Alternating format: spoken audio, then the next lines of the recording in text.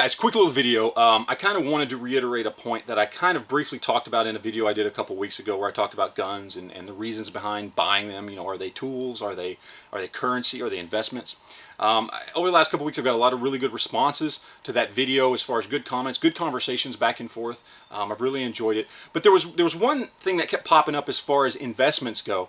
You know, in that video I talked briefly about the fact that most guns are not investments. Most guns do not actually go up in value. Okay, they pretty much stay the same or sometimes drop off in value. So it makes them good tools. It makes them good for use as currency, you know, whether to trade or sell or whatever. But 9 times out of 10, guns are not good investments. And it takes a very rare gun or possibly a gun that's been banned to actually be a good investment where it actually goes up in value over time. Well, I got a few responses on that, people using different examples of different firearms that they bought. You know, well, this is an investment because, you know, it's worth more money now, and that, you know, back and forth. And there was one in particular that comes to mind where, you know, somebody left a comment talking about they bought an SKS for $170 10, 11 years ago, whatever it was. And today they can, you know, sell that SKS for $300, $350. You know, it's gone up quite considerably, you know, almost doubling in price. And that is a perceived increase in value, and that is a perceived investment.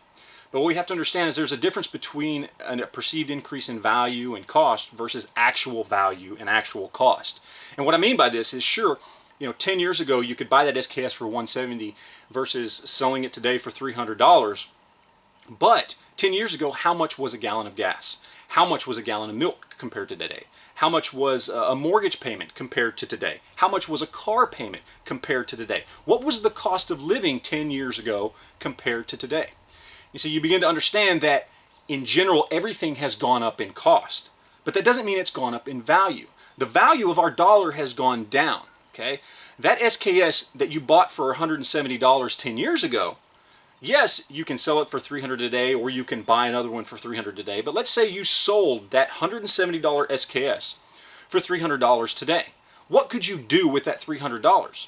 Well, pretty much the same thing you could have done with $170 10 years ago.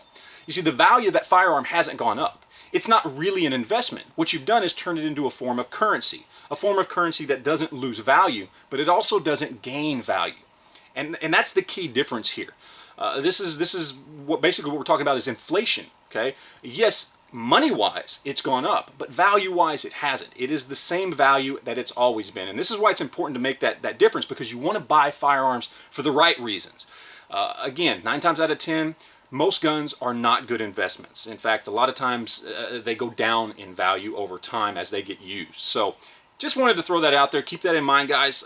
Buy a gun for the right reasons. Don't try and buy something today that you think is going to be worth more money in the future, because chances are it's going to just retain the same value, even if you get slightly more cash from it, you know, 10 years from now as you did today. So that's it, guys. Appreciate you watching. Questions, comments, any of that stuff, leave them down below, and we'll talk to you later. Thanks.